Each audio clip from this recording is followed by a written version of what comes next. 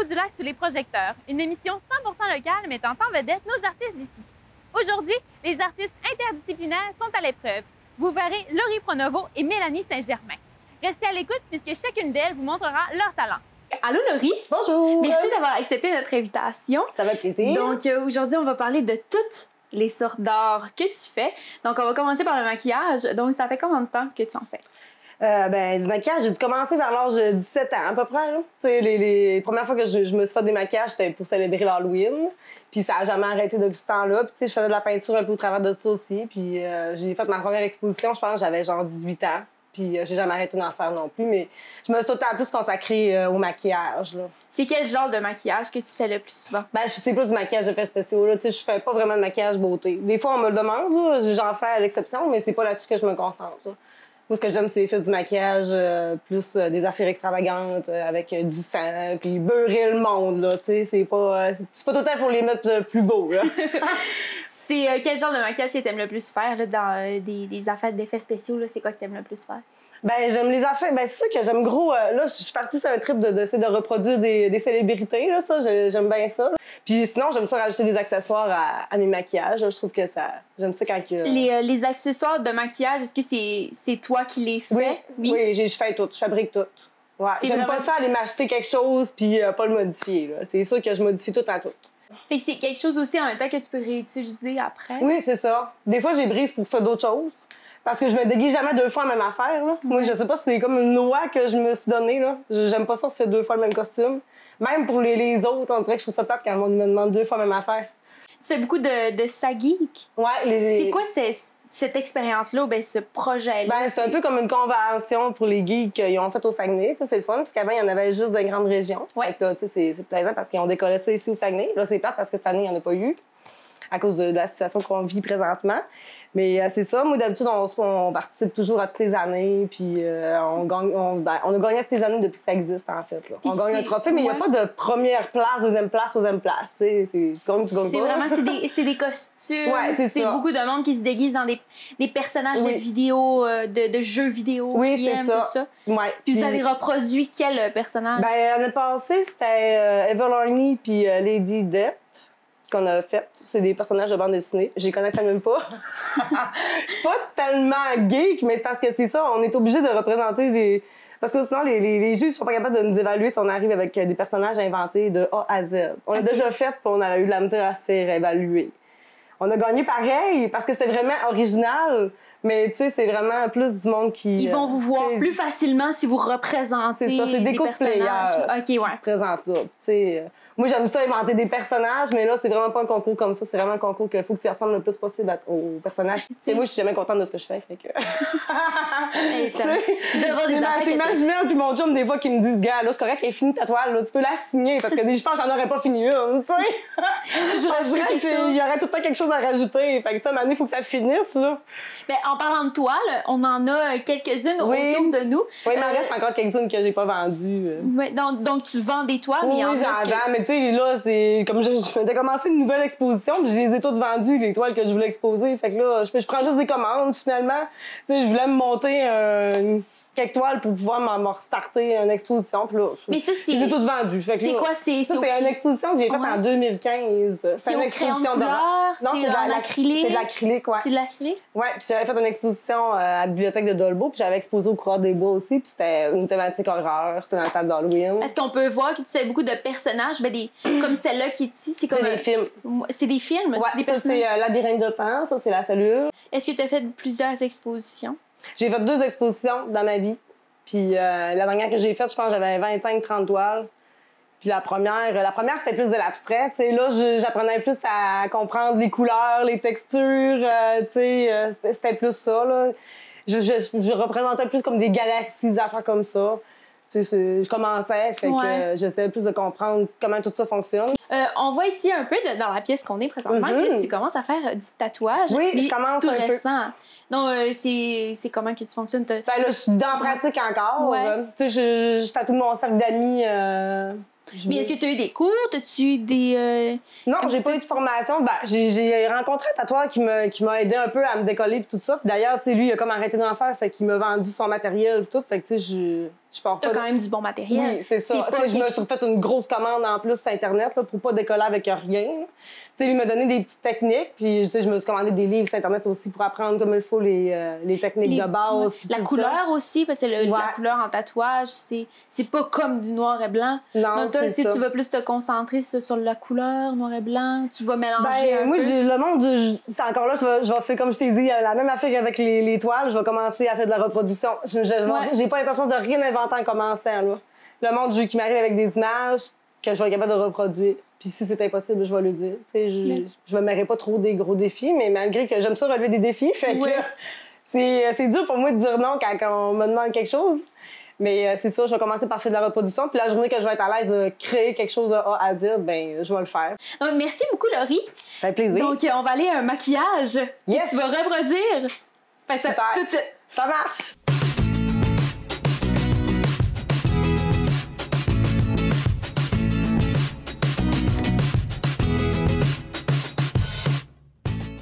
Là, moi, dans le fond, ce que je fais, c'est que je vais me faire des lignes de référence là, pour savoir jusqu'où je vais avec ma couleur. Tu sais, je me donne un moule à pas dépasser, là. Pas me tromper. Là. Après ça, je vais pouvoir coller mes oreilles.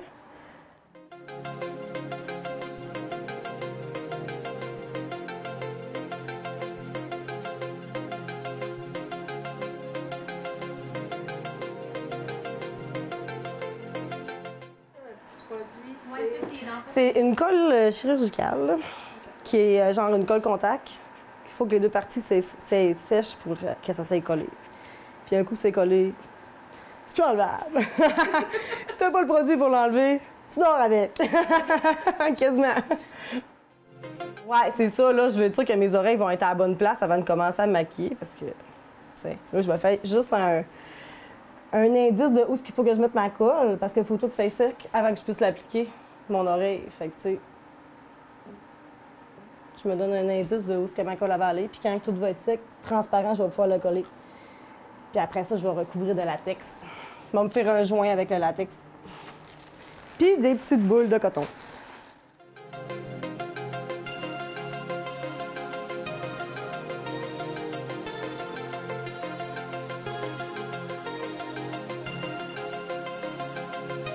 Faume. Je les ai faites en faume hier.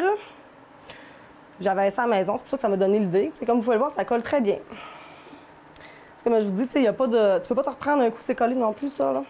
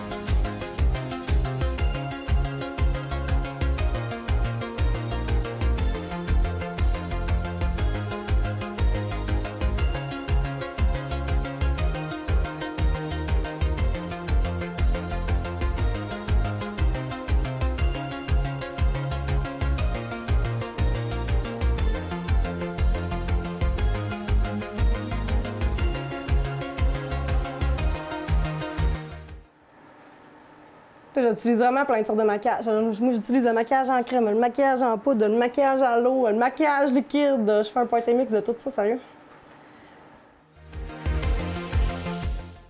Pour finir les détails, ça fait bien la poudre aussi.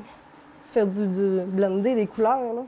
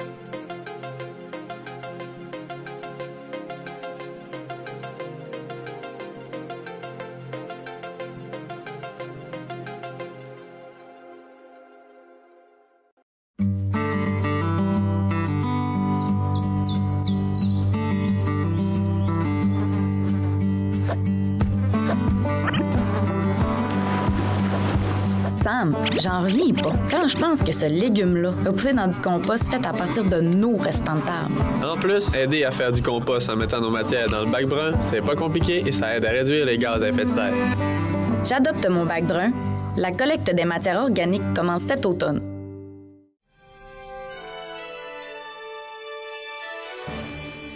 Nouvelles du Haut-du-Lac est la présentation hebdomadaire de ce qui a marqué l'actualité de la MRC Maria-Chapdelaine.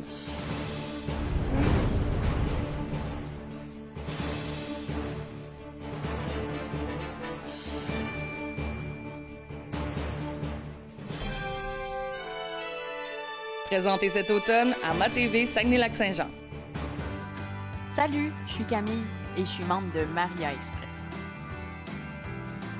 Et ça veut dire que je peux me déplacer n'importe où à Dolbeau-Mistassini pour seulement 3 $ par trajet. Être membre, c'est vraiment pas compliqué.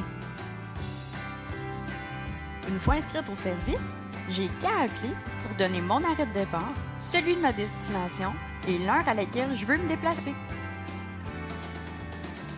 Et si jamais je veux consulter la carte des différents arrêts, la liste des dépositaires ou les tarifs des cartes mensuelles, je peux tout retrouver sur leur site web. Pour payer, c'est aussi simple. Je peux me procurer des billets chez un dépositaire ou payer directement au chauffeur. Depuis que je suis membre, me déplacer, c'est devenu simple, rapide, économique et écologique. Faites comme moi et essayez le nouveau service Maria Express.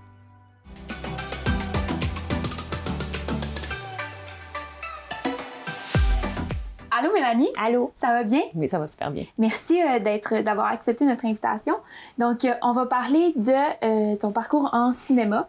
Donc, tu as commencé quand dans produit? En fait, un peu plein de circonstances qui m'ont menée au cinéma pour au final... j'étais une artiste visuelle à la base. Je faisais du dessin depuis que je suis née, que je dessine. Et de fil en aiguille, à 30 ans, hein, comme bien des gens, j'ai eu un « Ah, OK, je suis bien dans ce que je fais ». Je faisais surtout de la scénographie au théâtre. J'ai fait plein de choses. J'ai fait du tatouage. J'ai fait beaucoup de choses comme artiste interdisciplinaire. Mais j'avais besoin d'un renouveau et j'ai fait une rencontre, Boran Richard, à ce moment-là, qui est un ami, aujourd'hui un très grand ami, qui m'a fait découvrir le cinéma d'animation. Là, j'ai fait, wow, t'as peu, là, tout ce que je fais, le dessin, la DA, des décors, des affaires, c'est tout ça, là, mon Dieu, tu sais. Fait que, à 30 ans, j'ai décidé de retourner sur les bancs de l'école. Je commençais par faire un pré-U en cinéma, juste pour vraiment tenter le pouls, à savoir, j'aime-tu vraiment ça, le cinéma? Et à ce moment-là, c'est Boran, justement, qui enseignait au cégep à Saint-Félicien. Fait que j'ai fait mon pré-U en cinéma. J'ai pogné la piqûre. J'ai commencé à faire de la photographie aussi à ce moment-là. Et là, après ça, j'ai dit, bon, ben OK, c'est décidé, je vais faire mon BIA, je vais faire le bac interdisciplinaire en art, en spécification cinéma à l'UQAC, à Chicoutimi. Donc, c'est à 30 ans que j'ai eu cette illumination-là pour le cinéma et c'est devenu vraiment une passion à ce moment-là. En cinéma, Ouais. tu t'es plus concentré sur l'animation? De fil en aiguille, oui, mais pas au départ. Non, pas au départ. Au départ, il fallait que tu apprennes la base. Ben, en fait, j'ai vraiment pensé que je pourrais faire de la fiction avec de l'image réelle. J'aime l'image. Je suis une fan, je suis une passionnée de l'image, en fait, de la composition de l'image. Rapidement, je me suis rendu compte que la composition me fascinait. Mais j'ai toujours été très concentrée sur l'humain puis le vrai de l'humain, ce qui fait que l'image me fascine. L'image réelle me fascine. Parce que ce vrai de l'humain-là, en animation, peut être spolié par... Tu sais, on va dessiner, moi, c'est ça que je dis, en animation, en dessin, je suis moi-même corrompue dans mes propres standards de beauté de dessin. On se comprend. Ouais. Parce que moi-même, j'ai mes propres standards de corps quand je les dessine. Ce qui fait qu'en travaillant avec l'image réelle, au départ, que j'affectionnais particulièrement, je me suis rendu compte que, tranquillement, pas vite, j'ai fait mes premiers films d'animation étaient en pixelation. Ce qui veut dire que je travaillais avec des vrais corps, mon corps surtout, que je mettais en scène et que je faisais de l'image par image. Okay. C'était vraiment de l'animation de vrais corps dans un vrai environnement que je construisais par rapport à ça. Et de fil en aiguille, je me suis rendu compte que j'aimais particulièrement dessiner par-dessus des vrais corps. C'est de là qu'est née ma démarche en animation, que je dessine en fait sur des vrais corps. Mon film que je suis en train de faire, là, qui est subventionné par le CALC, ça fait 1 an et demi que je travaille dessus. C'est important pour moi, c'est un film sur la femme, puis c'est important pour moi de dessiner sur des vrais corps pour pas moi-même être corrompue, comme je te disais, par mes propres standards de beauté. J'avais besoin de vrais corps pour faire des vraies formes, pour montrer des vrais corps de femmes, à quoi ça a l'air réellement. Ouais. Donc, j'ai dit, je vais faire des vraies images et je vais dessiner par-dessus. Donc... Tu peux mélanger le dessin tout en restant dans le cinéma. Exactement, exactement. Fait qu'en partant de vrais corps, j'ai vraiment mon film, avant de le dessiner, je l'ai tourné. Je l'ai vraiment tourné de A à Z avec des vraies humaines. Et de là, j'ai dessiné par-dessus, en respectant les vrais corps des femmes, des belles femmes que j'avais. Donc, ça fait 1 an et demi que tu travailles sur le même projet. Oui. Donc, c'est sûr... J'ai eu d'autres projets à travers, mais surtout... Lui que tu te concentres le plus, c'est sur celui-là. Donc, ça doit prendre quand même... c'est un film d'environ combien de minutes que 8 minutes. 8 minutes? Non, c'est comme un court-métrage. C'est un court-métrage. Un court-métrage, oui. Oui, c'est un court-métrage d'animation. Ce projet-là est né, en fait, d'une exposition que j'avais faite à l'UQAC dans le cadre d'un cours en art visuel. J'avais fait ce cours-là en prétendant pas tout savoir de mon art que je faisais déjà.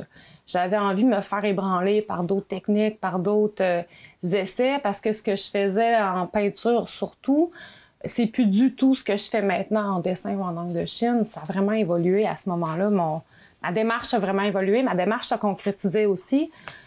Ce qui fait que quand je suis arrivée dans ce cours-là, j'ai découvert le calque. Puis je me disais, voyons, le calque, c'est quoi de calquer? Je veux pas faire ça dans la vie, calquer, tu sais.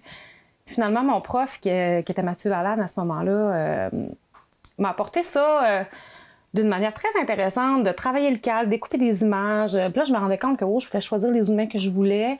Puis j'ai commencé à faire des montages, je virais complètement folle avec ça. C'était du collage, littéralement, que je faisais. Après ça, je sortais la table lumineuse, puis là, je calquais par-dessus, je rajoutais des choses. Et ça s'est vraiment révélé être une technique que j'appréciais particulièrement. Puis de là est né le storyboard de mon film, en fait. Et quand j'ai exposé ces œuvres-là, qui en fait, c'est 10 dessins, il y a eu vraiment une belle réception des femmes autour de moi, puis même des hommes. Parce que, mon Dieu, ça fait du bien, ce projet-là. Mon Dieu, que ça fait du bien de regarder ça. Puis j'étais comme, ouais, OK. Fait que j'étais super fière de ce projet-là. Et de là, j'ai commencé à travailler sur ma demande de subvention au calque. Pendant 1 an et demi, à peu près, que j'ai monté ce dossier-là. J'ai fini l'université en 2018. L'hiver 2018, j'ai envoyé ma demande de sub, puis je l'ai eu. Tout de suite? Tout de suite. Ben, tout de suite dans l'année, dans l'année, parce que ça prend 3 mois. Écoute, il a fallu que je prépare tout ça, que je l'envoie. Une fois envoyé, c'est 3 mois avant d'avoir une réponse. Fait qu'en fait, en janvier 2019, j'ai eu des nouvelles positives à ce qui a trait de ce projet-là, où ce qui me subventionnait la pré-prod et la prod, ce qui veut dire le tournage, toute la préparation de tournage, puis toute la pré-production, en ce que ça consiste. Et tout, en fait, le squelette de mon film. Je devais dessiner de A à Z tout le squelette, le tour de mon film, en fait. Après ce film, est-ce que tu as d'autres projets en tête? Toujours. Toujours. Après ce film-là, c'est sûr que j'espère que Elle, parce que mon film s'appelle Elle. Puis Elle, c'est vraiment un film tout en douceur, tout en beauté, qui dépeint vraiment la réalité des femmes. Okay? Pour moi, c'est pas moralisateur. C'est pas un film pro-féministe. Oui, c'est féministe, parce que je suis féministe. Mais ce n'est pas moralisateur pour personne, et j'inclus les hommes dans ce film-là, et je pense que ça peut juste faire du bien à tout le monde. Fait que c'est sûr que je veux qu'ils se promènent en festival. C'est sûr qu'en étant subventionné par le CAQ, ben là, ça fait une belle porte d'entrée pour dire, mais regarde, eux, ils ont cru en moi, fait qu'essayez de croire en moi aussi dans le festival, c'est ça qui est le fun. Ce qui fait qu'à partir de là, oui, j'ai commencé à penser déjà à d'autres projets. Je suis partie dans une lancée en montant, fait que je veux pas descendre ça. Et là, j'ai commencé à dessiner de ce temps-ci des personnages étranges à langue de Chine. Puis de fil en aiguille, ces personnages-là, j'ai tout le temps des visages en tête qui me pop. Puis là, je fais « Oh, OK, j'ai un visage, je veux le faire. » Puis avant, j'avais tendance à, quand je disais la recherche d'une démarche artistique claire, ça peut être compliqué, ça peut être long. L'université m'ont beaucoup... l'UQAC sont très, trouve ta démarche, trouve-la ta démarche, travaille sur ta démarche. OK. Fait que là, tu dis, OK, j'ai pas le choix, je travaille ma démarche. Ce qui fait que de fil en aiguille, j'avais tendance à avoir un complexe sur ma manière de dessiner, parce que j'avais toujours le but d'atteindre un peu comme une perfection vers le réalisme. Tu sais, j'ai tellement été dans le surréalisme que là, j'avais envie d'atteindre le réalisme le plus possible. Mais c'est pas moi. Je suis capable de le faire, mais à chaque fois que je le faisais, c'est pas moi. Tu sais, fait qu'à un moment donné, dans ma démarche, j'en suis venue à me dire que j'aime les corps atypiques, j'aime les visages atypiques, j'aime mettre de l'avant le côté... la beauté étrange, tu sais. J'ai ça tout le temps en tête. Puis pour faire ça, il fallait que je me détache de ce besoin-là d'être réaliste. Ça, c'est pas ça que je fais, tu sais. Donc, j'ai commencé à faire des personnages qui ma foi, sont très étranges. Mais encore, comme je te dis, ma démarche découle vraiment des affects et des états sur le corps. Fait que si le personnage montre une protubérance au niveau du visage, je dis ça, je dis rien, mais tu sais, c'est possiblement parce que ça signifie un état. Fait que c'est l'état qui est grossi dans le corps que j'aime faire en général. Ce qui fait que c'est comme si tu connais quelqu'un de merveilleusement beau, puis tu fais, voyons, il me semble qu'il y a quelque chose qui marche pas parce que cette personne-là est hypocrite ou tout ça. Ben, on ressent cette hypocrisie-là. Si quelqu'un vit un moment très difficile, tu le vois, puis c'est quelqu'un que tu connais bien, tu vas faire, hey, qu'est-ce qu'il y a qui va pas, tu files pas. Tu vois. On le sent, ces états-là, tu sais, on les voit, on les sent. Fait que moi, je les grossis. Puis avec ces personnages-là, pour ce deuxième projet d'animation-là que j'ai, je veux grossir ça davantage. Puis je veux parler, en fait, là, j'ai parlé des femmes, j'ai envie de parler de la tristesse chez l'homme. J'ai envie d'aller tenter le pouls avec mes confrères masculins. Mon personnage principal est un humoriste. Ça, c'est sûr. Mais tu sais, on connaît ce fameux adage du clown triste. Tu sais, le clown triste. Donc, j'ai ça en tête. Donc, c'est ça qui se prépare pour la suite. Un autre projet à long terme encore. L'animation, c'est toujours à long terme. Merci beaucoup, Mélanie. On va regarder un peu comment que tu fonctionnes avec tes dessins, tout ça, puis aussi en animation. Mais ça...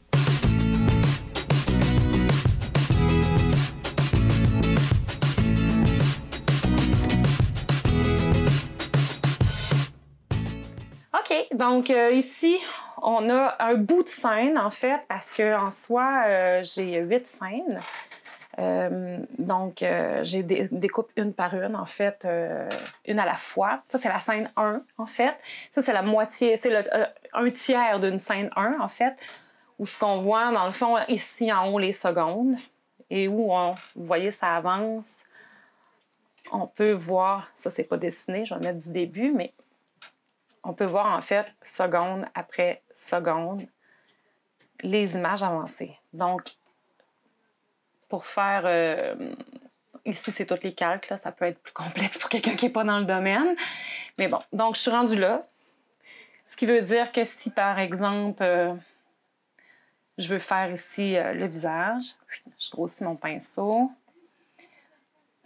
Je vais aller chercher cette couleur-là. Je serai rendue là. Donc, ce qui veut dire que je dessine comme ça. Image par image. J'en ai fait 3 juste pour vous montrer. Mais donc, les lignes, c'était le même principe que ça, en fait.